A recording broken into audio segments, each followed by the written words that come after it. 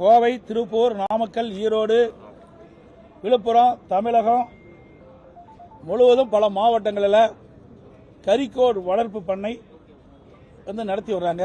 இதில் சுமார் 40,000 விவசாயிகள் இந்த கறிக்கோழி வளர்ப்பு பணியில் ஈடுபட்டிருக்கிறாங்க. இதில் சுமார் 5 லட்சம் பேர் தொழிலாளர்கள் பணியாற்றி வருகிறார்கள். இது ஒரு முக்கிய தொழிலாக கருதப்படுகின்றது. கறிக்கோழி விற்கும் நிறுவனங்கள் ஒப்பந்த அடிப்படையில் கோழி வளர்ப்பு தொழில் செய்து வருகிறார்கள். கிலோ ஒன்றுக்கு 6.50 ரூபாய் அவர்களுக்கு வளர்ப்பு கூலியாக வழங்கிட்டு இருக்காங்க. அதிமுக ஆட்சியில் தான் அப்போ கால்நடைத்துறை அமைச்சர் இருக்கும்போது இதுக்கு ஒப்பந்தம் போடப்பட்டது. இப்போ பல ஆண்டுகள் ஆகிவிட்டது. இப்போ கோழி குஞ்சு, கோழி வளர்ப்பு தீவனத்தின் நிறுவனங்கள் வழங்கியிருது. ஆனால் இடம், கோழி பண்ணை செட்டு, தேங்காய் நார் மஞ்சி, மின்கட்டணம், தண்ணீர் போல பல மடங்கு இன்னைக்கு உயர்ந்துட்டது. இந்த விலை உயர்வால் இன்றைக்கு கடுமையாக இந்த கறிக்கோழி வளர்ப்பு பண்ணை உரிமையாளர்கள் பாதிக்கப்பட்டிருக்கிறாங்க. மற்றும் தொழிலாளருடைய சம்பளமும் உயர்ந்துவிட்டது. இதனால இந்த கறிக்கோழி வளர்ப்பு பண்ணை உரிமையாளர்கள் இதனுடைய வளர்ப்பு வகை உயர்த்தி கொடுக்க வேண்டும் என்று பலமுறை கோரிக்கை வைத்தார்கள். அரசிடம் 6 மாத காலமாக தொடர்ந்து இது குறித்து அரசுடைய கவனத்தை கொண்டு வருவதற்கு போராட்டம் நடத்திட்டு இருந்தாங்க. ஆனால் அவர்கள் அதை கண்டுகொள்ளவில்லை.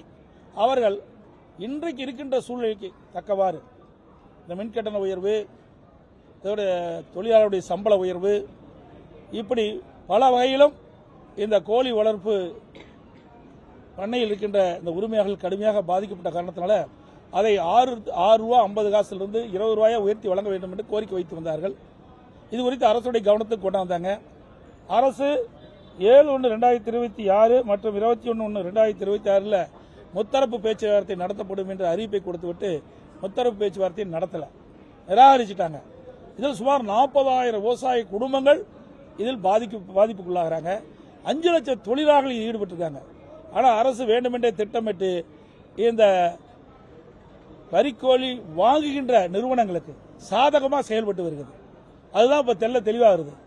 ஏன்னா இன்றைக்கு இருக்கின்ற சூழ்நிலைக்கு தக்கவாறு இவர்களுடைய கூலி உயர்வை, அந்த கோழி வளர்ப்பு செலவு அதிகரித்த காரணத்தினால அந்த கோழி வளர்ப்புக்கு எவ்வளவு செலவு உயர்ந்திருக்கணும் அதற்கு ஏற்றவாறு அவர் உயர்ந்து கொடுக்க வேண்டும் என்றுதான் அவருடைய கோரிக்கை.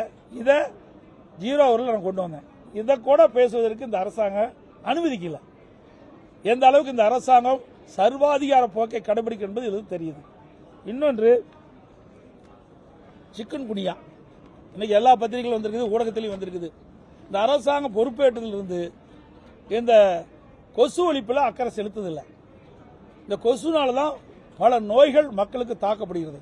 இன்னைக்கு பார்த்தீங்கன்னா தமிழகத்தில் சென்னை, காஞ்சிபுரம், தென்காசி, தேனி, கடலூர், அரியலூர் உட்பட பல மாவட்டங்களில் சிக்கன் குனியா ஏற்பட்டு கடுமையாக மக்கள் பாதிக்கப்பட்டிருக்கிறாங்க. அந்த பாதிப்புக்குள்ளான மக்களுக்கு ஆங்காங்கே முகாம்கள் நடத்தி யாரெல்லாம் பாதிக்கப்பட்டார்களோ அவர்களெல்லாம் என்னென்ன அறிகுறி இருக்கின்றதோ அதன் மூலமாக அந்த முகாமிலே அவர்கள் சிகிச்சை பெறுவதற்கான நடவடிக்கை இந்த அரசு எடுக்க வேண்டும் என்று அதுவும் நான் 0 ஹவர் எழுப்பதாக இருந்தோம். அதுக்கு அனுமதி கொடுக்கல. அதோட இந்த நோயால் பாதிக்கப்பட்டவர்களுக்கு தனி வார்டு அமைச்சு சிகிச்சை அளிக்க வேண்டும். இல்லாவிட்டால் சிக்கன் குனியா நோய் ஏற்பட்டு விட்டால் உயிருக்கு ஆபத்து ஏற்பட்டுவிடும். இதையெல்லாம் அரசுடைய கவனத்திற்கு கொண்டு வர வேண்டும் என்ற ஒரு நல்ல நோக்கத்தோடு பிரதான எதிர்க்கட்சி என்ற முறையில் நாங்கள் அனுமதி கேட்டோம். அனுமதி மறுக்கப்பட்டு விட்டது. அதனால் நாங்கள் வெளியிடப்பு செய்திருக்கோம்.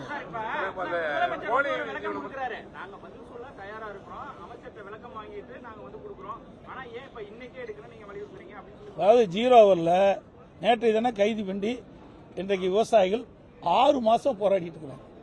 இன்னும் நடக்கிறது 2 நாள் தான் இருக்குது. ஏன் இன்றைக்கு என்ன பதில் சொல்லுதல் என்ன? நேற்றைய தினமே கொடுத்துட்டோம். இது எவ்வளவு முக்கிய பிரச்சனை?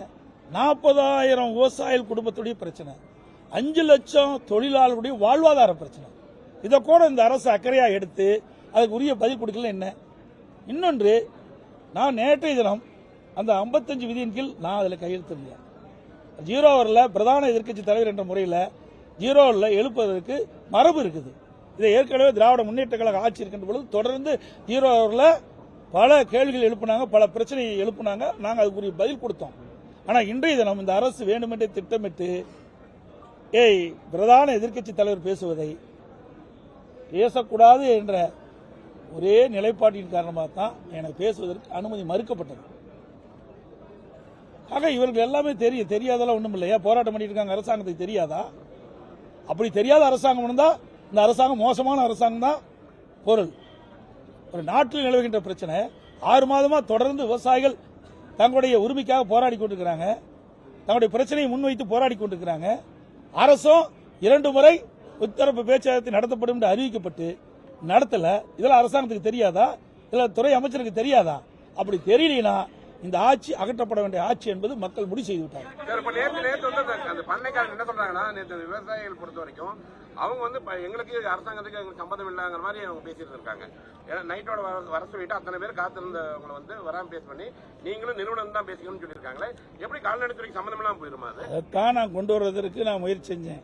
ஆனா இந்த அரசாங்கம் விவசாயிகள் பக்கம் இல்ல, இந்த முதலாளி பக்கம் இருப்பதாகத்தான் தோன்றுது. ஏன்னா உண்மையிலேயே இந்த விவசாயிகள் பாதிக்கப்பட்டிருக்கிற நிலை தெரிஞ்சிருந்தா, தொழிலாளர் பாதிக்கப்பட்டு தெரிஞ்சா உடனே இன்றைக்கு எடுத்திருப்பாங்க. நீ சொன்ன மாதிரி விவசாயிகள் சங்கத்தை கூப்பிட்டு மட்டும் நிறைய பேர் நேற்று மகளிர் அவ்வளவு தூரம் வந்துட்டு அதான் புலம்புறாங்க. எங்களை வர சொல்லிட்டு திடீர்னு கேட்டா நீங்க வந்து நிறுவனத்துக்கிட்ட பேசிக்கீங்கன்னு சொல்றாங்க. ஏற்கனவே 2 முறை முத்தரப்பு பேச்சுவார்த்தை நடத்தணும் அரசாங்கம் அறிவிச்சுட்டு பேக் அடிக்குதுன்னு என்ன அர்த்தம்? பின்வாங்குதுன்னு என்ன அர்த்தம்? இதுல ஏதோ நடக்குதுன்னு தான் அர்த்தம். இதில் 40,000 விவசாய குடும்பங்கள் இல்லைங்க, 5 லட்சம் தொழிலாளர்களுடைய பிரச்சனை. இதுக்கு கூட பிரதான எதிர்க்கட்சி முறையில் அரசுடைய கவனத்துக்கு கொண்டு வருவதற்கு எங்களுக்கு அனுமதி மறுத்தா அவையில் வர வேண்டிய அவசியம் என்ன எங்களுக்கு இருக்குது? அக்கோடைய பிரச்சனைக்கு தான் நாங்கள் வர்றோம். ஏங்க இது கவர்மெண்ட் 2 தரப்பு பேசி ஒரு உடன்பாடு எடுக்கணும். எல்லா இடத்துலையும் தான் இன்னைக்கு எல்லா தொழிற்சாலையும் இருக்குது. ஒரு போராட்டம் நடத்தினா அரசாங்கம் பேசுதில்ல, எல்லா இடத்துலையும் பேசுறாங்களா? அது மாதிரி விவசாயிகள்லாம் நிராகரிக்கப்பட்டவர்களா? அவர்கள் இந்த அரசாங்கம் கண்டுகொள்ளாதா?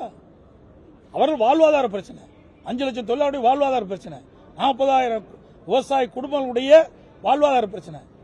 இதற்கு இந்த அரசாங்கமே முத்தரவு பேச்சுவார்த்தை நடத்தும் என்று அறிவிக்கப்பட்டு விட்டு ஏன் பின்வாங்குது? அதுதான் அரசுடைய கவனத்துக்கு கொண்டு வந்து அதுக்கு ஒரு நல்ல சுமூகமாக ஏற்பாடு செய்ய வேண்டும்.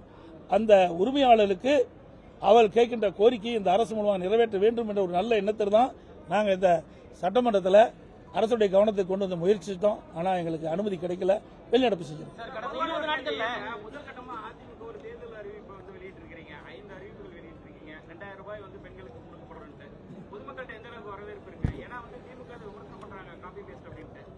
அதாவதுங்க அவையில் அப்படித்தான் பேசுவாங்க.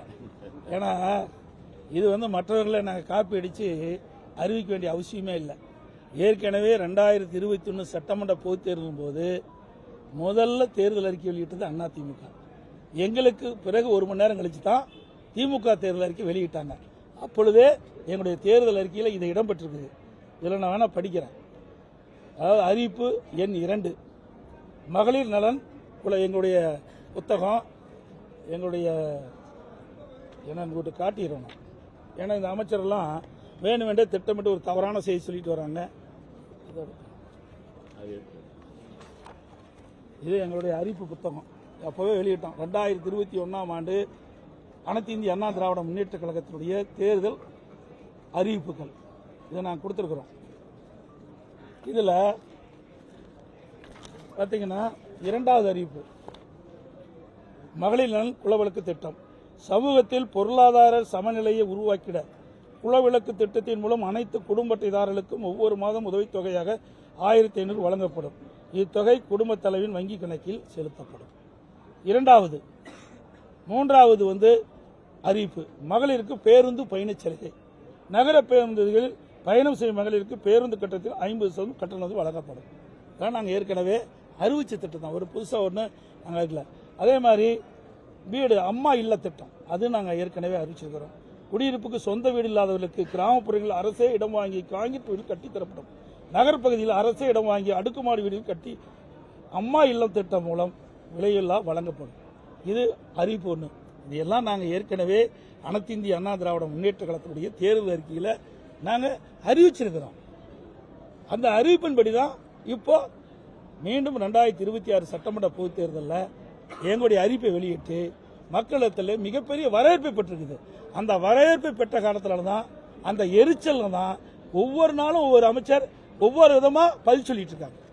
தாலிக்கு தங்க திட்டத்தை என்ன? தாலிக்கு தங்க திட்டம் தொடர்ந்து சொல்லிட்டு நான் ஏற்கனவே அனைத்து இந்திய அண்ணா திராவிட முன்னேற்ற கழக ஆட்சியில் கொண்டு வரப்பட்டு திராவிட முன்னேற்ற கழக ஆட்சியில் நிறுத்தப்பட்ட திட்டங்கள் அனைத்தும் நிறைவேற்றப்படும் என்று ஏற்கனவே தெரிவிச்சிட்டேன். நீங்க கூட மடிக்கணினி திட்டம், இந்த மடிக்கணினி திட்டம் இது மாண்புமிகு தெய்வம் புரட்சித் தலைவி அம்மா அவர்கள் தமிழகத்தினுடைய முதலமைச்சராக அரியணையில் இருக்கின்ற பொழுது அரசு பள்ளியில் படிக்கின்ற மாணவர்கள், அந்த மாணவர்கள் திறமையானவர்களாக அறிவுபூர்வமான மாணவர்களாக விஞ்ஞான கல்வி கிடைக்க வேண்டும் என்ற அடிப்படையில் சுமார் 52,36,000 மாணவ மாணவிகளுக்கு விலையில்லா மடிக்கணினி கொடுத்தோம். இந்த அரசு அப்படி நிறுத்திக்கிடுது. அதுக்கு பிறகு 4 ஆண்டு காலம் தொடர்ந்து சட்டமன்றத்தில் நாங்கள் இது வலியுறுத்தி வந்தோம். எங்களுடைய சட்டமன்ற உறுப்பினர்கள் வலியுறுத்தி வந்தாங்க. நாங்கள் தொலைக்காட்சி மூலமாக எங்களுடைய கருத்தை தெரிவித்தோம், அறிக்கையின் மூலமாக தெரிவித்தோம். ஆனால் 4 ஆண்டு காலமாக இந்த மடிக்கணினி வழங்கிட்ட திட்டத்தை இந்த அரசு நிறுத்தி இருந்தது. இப்போ இந்த அரசு தோல்வி பயத்தின் காரணமாக, திமுக கட்சி தோல்வி பயத்தின் காரணமாக, அடுத்த ஆண்டு நடைபெற்ற சட்டமன்ற தேர்தலில் தோல்வியுற்றுமோ என்ற அச்சத்தின் காரணமாக இப்பொழுது 10 லட்சம் கல்லூரி மாணவர்களுக்கு கொடுப்பதாக அறிவிச்சிருக்கிறாங்க. அது கூட முழுசாக கொடுக்க முடியாது. ஏன்னா அறிவிச்ச உடனே அதில் அதை தயாரித்து கொடுக்கிற அளவுக்கு அந்த நிறுவனம் இல்லை என்றுதான் எனக்கு கிடைத்த தகவல். அது மட்டும் இல்லை, இதை வேண்டுமென்றே திட்டமிட்டு அந்த மாணவருடைய வாக்குகளை பெறுவதற்கு அந்த திட்டத்தை அறிவிச்சிருக்கிறாங்க. உண்மையிலேயே அந்த மாணவர்களுக்கு நல்லது நடக்க வேண்டும், நன்மை நடக்க வேண்டும் இருந்தால் இந்த கல்லூரி துவங்குவதற்கு முன்பாகவே இதை கொடுத்திருந்தா பயனுள்ளதாக இருக்கும். இல்லை கடன் உடனே வாங்கி, கல்லூரி திறந்த உடனே கடன் உடனே வாங்கி அவர்கள் அந்த மாணவர்கள் இன்னைக்கு இந்த லேப்டாப் வாங்கியிருக்கிறாங்க.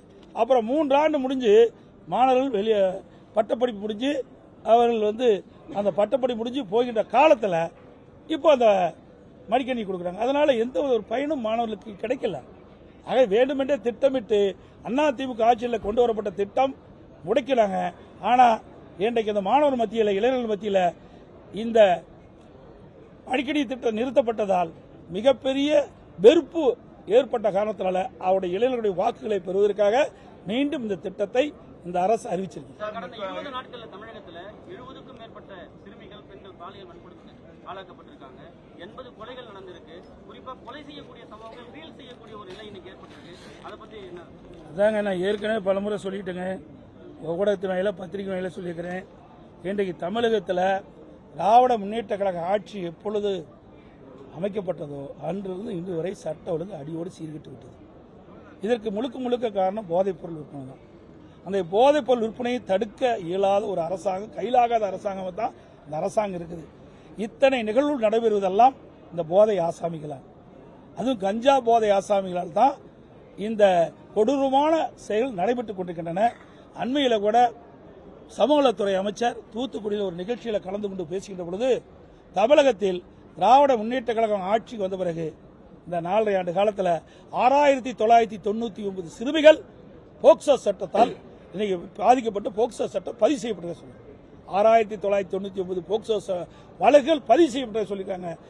அதற்கு பாதிக்கப்பட்டவர்களுக்கு 104 கோடி நிவாரணம் கொடுக்கப்படுறதா பெருமையா பேசுறாங்க. எவ்வளவு ஒரு மோசமான அரசாங்கம்! இன்னைக்கு ஒவ்வொரு மாதமும் இன்றைக்கு சிறுமிகள் பாதிக்கப்படுறாங்க, பெண்கள் பாதிக்கப்படுறாங்க. அது தொடர்ந்து இந்த ஆட்சியில் நடந்து கொண்டிருக்கின்றது. அதை கட்டுப்படுத்த இந்த அரசால் முடியல. அது காரணம் போதை விற்பனை அதிகரிச்சிட்டது. சிறுமிகளுக்கு, அதாவது இந்த ஆண்டு ஜனவரி முதல் 20 நாட்கள் சிறுமிகளுக்கு எதிரான பாலியல் குற்றங்கள் போக்சோ 46 வழக்குகள் பதிவு செய்யப்பட்டது. பெண்களுக்கு எதிரான பாலியல் குற்றங்கள் 27, அவற்றில் ஒரு சில நிறைய இருக்குது, நிறைய அடிச்சிருந்திருக்கு. ஆக இந்த 20 நாளில் மட்டும் 46 போக்சோ வழக்குகள் பதிவு செய்யப்படுது. 27 பெண்கள் பாலியல் சீண்டலுக்கு ஆளாக்கப்பட்ட குற்றங்கள் பதிவு செய்யப்பட்டது. ஆக இந்த ஆட்சியில் சட்ட ஒழுங்கு அடியோடு சீர்கட்டு விட்டது. அதற்கு என்ன காரணம்? நிரந்தர சட்ட ஒழுங்கு டிஜிபி நியமிக்கல. நிரந்தர சட்ட ஒழுங்கு டிஜிபி இதுவரைக்கும் நியமிக்கல. ஏற்கனவே இந்த அரசாங்கம் யாரெல்லாம் தகுதியானவர்கள் அதில் பட்டியல மத்திய யூபிஎஸ்சிக்கு அனுப்பிச்சது. அந்த யூபிஎஸ்சி பரிசீலித்து 3 பேரை அவர்கள் தேர்வு செஞ்சு மாநில அரசுக்கு அனுப்பிச்சது. அந்த 3 பேரில் ஒருவரை நிரந்தர டிஜிபியாக நியமிக்கப்பட வேண்டும். இதுதான் விதி. ஆனால் அதை பற்றியே கவலைப்படாத அரசாங்கம் ஒரு பொறுப்பு டிஜிபி நியமிச்சாங்க சட்ட ஒழுங்கு. அந்த அவருக்கு உடல்நிலை சரியில்லை, அதுக்கு ஒரு பொறுப்பு டிஜிபி நியமிச்சிருக்காங்க. அப்புறம் எப்படி இவங்க சட்ட ஒழுங்கு பாதுகாக்க முடியும்? சட்ட ஒழுங்கு பாதுகாக்கக்கூடிய ஒரு நிரந்தர டிஜிபி இல்லாதனால தான் இவ்வளவு மோசமான நிலைக்கு போயிட்டு இருக்குது. அதை பற்றிலாம் இந்த அரசாங்கத்துக்கு கவலையே இல்லை. தங்களுக்கு கைப்பாவையாக ஒரு டிஜிபி தேவை. அதுல இந்த 3 டிஜிபியில் ஒருவர் அவருக்கு சாதகமா இல்லை. அதுதான் இப்போ இருக்கிற நிலைமை. அதனாலதான் நிரந்தர டிஜிபி நியமிப்பதில் காலதாமதம் ஆயிட்டு இருக்கு. போராட்டத்தில் ஈடுபடுறவங்களை வந்து காவல்துறை வந்து கைது செய்து என்ன பண்றாங்க? நேற்று கூட கிராம உதவியாளர்களை கைது செய்து கிண்டிக்கு அப்புறம் அந்த இடத்துல ஆனந்தூர்ல பாதியில விட்டுட்டு போயிடுறாங்க. எந்த மண்டபத்திலையும் வந்து அடைக்க மாட்டேன்றாங்க. என்ன பிரச்சனை? மண்டபம் கிடைக்க மாட்டேங்குது. அது ஒரு பக்கம். அவங்களுக்கு சரியான காவல்துறையினர் கைது செய்யப்பட்ட அந்த அவங்க போராட்டக்காரர்கள் கூட சரியான அடைக்க முடியாத சூழல் இருக்கு. மனதளவுல காவல்துறையினரும் பாதிச்சிருக்காங்க. ஒவ்வொரு முறையுமே போராட்டத்துல போன வருஷத்திலிருந்து ஆரம்பிச்ச போராட்டத்துல இருந்து அவங்க சாப்பாடு வாங்கி கொடுக்கிற போது எல்லாமே இருக்காங்க. இப்போ காவல்துறை இது வந்து எப்படி போகுது? ஏன்னா போராட்டம் பண்றவங்களுக்கும் பாதுகாப்பு இல்லாம இருக்கு. அதாவதுங்க, இந்த அரசு பல வாக்குறுதி, இந்த திமுக கட்சி 2021 சட்டமன்ற பொதுத் தேர்தலில் எப்படியாவது வெற்றி பெற வேண்டும் அந்த நோக்கத்தில் பல அறிவிப்புகளை வெளியிட்டாங்க. அந்த அறிவிப்புகளை நிறைவேற்ற வேண்டும் தான் சம்பந்தப்பட்ட ஊழியர்கள்லாம் போராட்டம் நடத்திட்டு இருக்காங்க. அது அரசு ஊழியர்களாகட்டும், அல்லது பகுதி நேர ஆசிரியராகட்டும், இடைநிலை ஆசிரியர்களாகட்டும், செவிலியர்களாகட்டும், கிராம உதவியாகட்டும், சத்துணவாகட்டும், எல்லாமே வாக்குறுதி கொடுத்துட்டாங்க. நீங்க அந்த வாக்குறுதி என்ன குறிப்பிட்டு நிறைவேற்ற வேண்டும் போராடிட்டு இருக்காங்க. அந்த போராட்ட நடைமுறைகளுக்காவது ஒழுங்கா அவர்களுக்கு பாதுகாப்பான இடம் கொடுக்கணும், அவர்களுக்கு உணவு கொடுக்கணும். எதையுமே கிடையாது. வேண்டுமென்றே திட்டமிட்டு இந்த அரசுக்கு எதிராக செயல்பட என்று ஒடுக்குறாங்க. இதை மிக கண்டனத்துக்குரியது. ஒரு ஜனநாயக நாடு. ஒரு ஜனநாயக நாட்டில் இன்னைக்கு போராடுவதற்கு அனைவருக்கும் உரிமை உண்டு. தங்களுடைய நிலைமையை அரசுடைய கவனத்தில் கொண்டு வருவதற்கு ஒவ்வொருவருக்கும் உரிமை உண்டு, ஒவ்வொரு சங்கத்திற்கும் உரிமை உண்டு. அதிமுக ஆட்சியில் பல்லாயிரக்கணக்கான போராட்டத்தை நான் சந்திச்சேன். இவர்கள் மாதிரி யாரும் அடக்குமுறையை நாங்கள் செய்யல. இன்றைக்கு எதிர்கட்சிகள் போராடினாலும் அனுமதி கொடுக்கறதில்ல. அப்படியே நாங்கள் போராடினா எங்க மீது வழக்கு. அது மாதிரி பல்வேறு வாக்குறுதிகளை கொடுத்து அந்த வாக்குறுதி நிறைவேற்றாத காரணத்தினால இன்றைக்கு விவசாயிகளிலிருந்து நான் சொன்ன அத்தனை அமைப்புகளுமே இன்னைக்கு போராட்டத்தில் இறங்கி போராட்டம் நடத்திட்டு வராங்க. அதை இந்த அரசு ஒடுக்க பார்க்குது. ஒடுக்க தான் இன்னைக்கு நீதியம் அதிகமாகுது. இதையெல்லாம் எல்லா அமைச்சர்கள் புரிந்து கொள்ள வேண்டும். இந்த அரசாங்கம் எப்படிப்பட்ட அரசாங்கம்? ஆகவே தனக்கு சாதகமாக அவர்களை பயன்படுத்திக் கொண்டாங்க. தேர்தல் நேரத்தில் தங்களுக்கு வாக்களிக்க வேண்டும் என்ற ஒரு நிலைப்பாட்டின் அடிப்படையில் இந்த அறிவிப்பெல்லாம் கொடுத்துவிட்டு அவருடைய வாக்குகளை பெற்று ஆட்சிக்கு வந்த பிறகு அவர்களுடைய வாக்குறுதியை நிராகரிப்பது சரியல்ல. ஏன்னா வாக்குறுதி கொடுத்துட்ட, நீ சிந்திச்சு பார்க்கணும்ல. வாக்குறுதி கொடுக்கறதுக்கு முடியாது. திட்டமிட்டு அவருடைய வாக்குகளை பெற வேண்டும். வாக்குறுதி பெற்றுட்டாங்க, ஆட்சிக்கு வந்துட்டாங்க, பிறகு அதை பத்தி கவலை இல்லை. அப்படித்தான் ஒரு நிலைமை இருக்குது. அனைத்து ஊடகங்களுக்கும் நன்றி, வணக்கம்.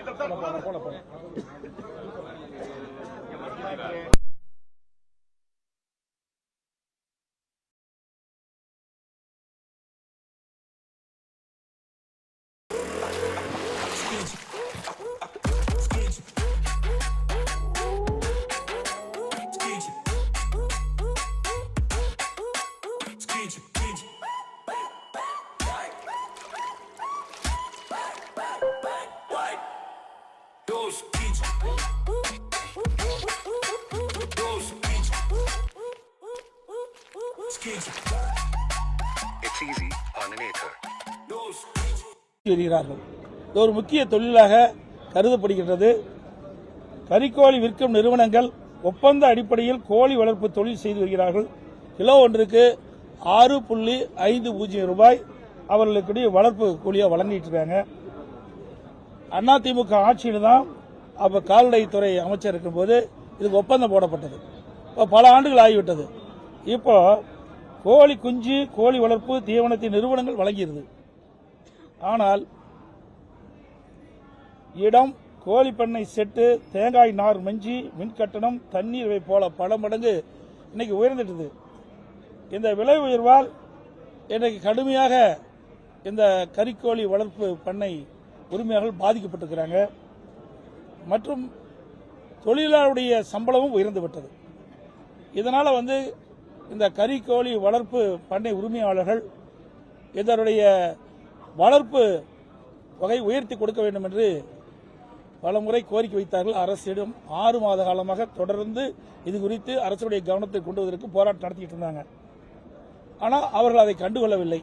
அவர்கள் இன்றைக்கு இருக்கின்ற சூழ்நிலைக்கு தக்கவாறு இந்த மின்கட்டண உயர்வு, இதோட தொழிலாளருடைய சம்பள உயர்வு, இப்படி பல வகையிலும் இந்த கோழி வளர்ப்பு பண்ணையில் இருக்கின்ற இந்த உரிமையாளர்கள் கடுமையாக பாதிக்கப்பட்ட காரணத்தினால அதை 6 ரூபா 50 காசிலிருந்து 20 ரூபாயை உயர்த்தி வழங்க வேண்டும் என்று கோரிக்கை வைத்து வந்தார்கள்.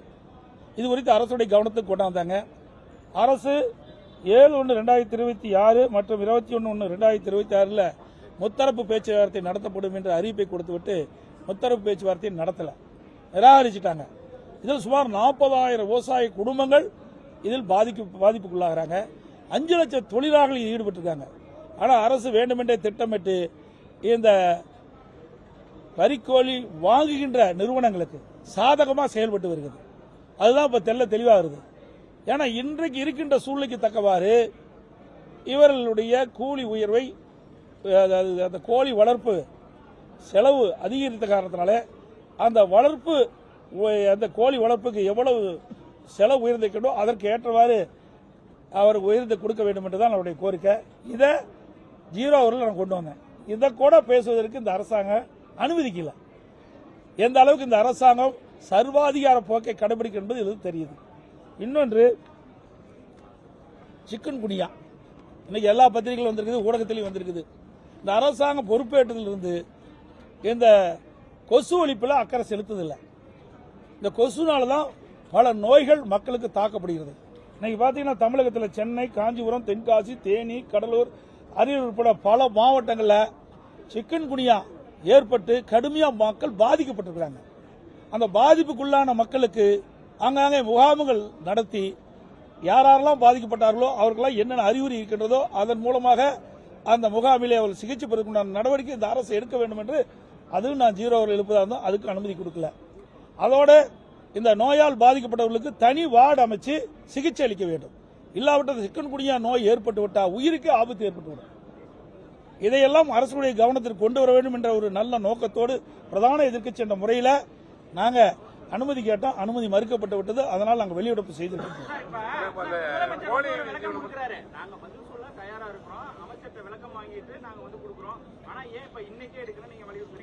அதாவது 0 ஹவரில் நேற்றைய தினம் கைது பண்ணி இன்றைக்கு விவசாயிகள் 6 மாசம் போராடிட்டு இருக்கிறாங்க. இன்னும் நடக்கிறது 2 நாள் தான் இருக்குது. இன்றைக்கு என்ன பதில் சொல்லுதல் என்ன? நேற்றைய தினமே கொடுத்துட்டோம். இது எவ்வளவு முக்கிய பிரச்சனை? 40,000 விவசாயிகள் குடும்பத்துடைய பிரச்சனை, 5 லட்சம் தொழிலாளர்களுடைய வாழ்வாதார பிரச்சனை. இதை கூட இந்த அரசு அக்கறையா எடுத்து அதுக்கு உரிய பதில் கொடுக்கல என்ன? இன்னொன்று, நான் நேற்றைய தினம் அந்த 55 விதியின் கீழ் நான் அதில் கையெழுத்தில்லை. 0 ஹவரில் பிரதான எதிர்க்கட்சி தலைவர் என்ற முறையில் 0 ஹவரில் எழுப்புவதற்கு மரபு இருக்குது. இதை ஏற்கனவே திராவிட முன்னேற்ற கழக ஆட்சி இருக்கின்ற பொழுது தொடர்ந்து 0 ஹவரில் பல கேள்விகள் எழுப்புனாங்க, பல பிரச்சனையை எழுப்புனாங்க. நாங்கள் அதுக்குரிய பதில் கொடுத்தோம். ஆனால் இன்றைய தினம் இந்த அரசு வேண்டுமென்றே திட்டமிட்டு பிரதான எதிர்க்கட்சி தலைவர் பேசுவதை பேசக்கூடாது என்ற ஒரே நிலைப்பாட்டின் காரணமாக தான் எனக்கு பேசுவதற்கு அனுமதி மறுக்கப்பட்டது. ஆக இவர்கள் எல்லாமே தெரியாதெல்லாம் ஒன்றும் இல்லையா? போராட்டம் பண்ணிட்டு இருக்காங்க. அரசாங்கத்துக்கு தெரியாதா? அப்படி தெரியாத அரசாங்கம் இருந்தா இந்த அரசாங்கம் மோசமான அரசாங்கம் தான் பொருள். ஒரு நாட்டில் நிலவுகின்ற பிரச்சனை 6 மாதமா தொடர்ந்து விவசாயிகள் தங்களுடைய உரிமைக்காக போராடி கொண்டிருக்கிறாங்க.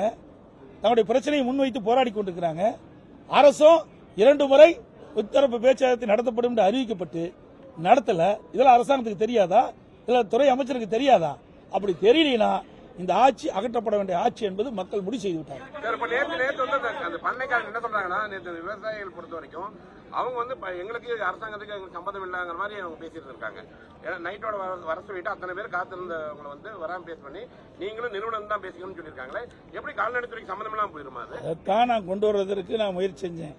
ஆனா இந்த அரசாங்கம் விவசாயிகள் பக்கம் இல்லை, இந்த முதலாளி பக்கம் இருப்பதாகத்தான் தோன்றுது. ஏன்னா உண்மையிலேயே இந்த விவசாயிகள் பாதிக்கப்பட்டிருக்கின்ற நிலை தெரிஞ்சிருந்தா, தொழிலாளர் பாதிக்கப்பட்டு தெரிஞ்சா உடனே இன்றைக்கு எடுத்திருப்பாங்க. நீ சொன்ன மாதிரி விவசாயிகள் சங்கத்தை கூப்பிட்டு மட்டும் நிறைய பேர் நேற்று மகளிர் அவ்வளவு தூரம் வந்துட்டு அதான் புலம்புறாங்க.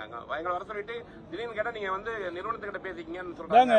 ஏற்கனவே 2 முறை முத்தரப்பு பேச்சுவார்த்தை நடத்தணும்னு அரசாங்கம் அறிவிச்சுட்டு பேக் அடிக்குதுன்னு என்ன அர்த்தம்? பின்வாங்குதுன்னு என்ன அர்த்தம்?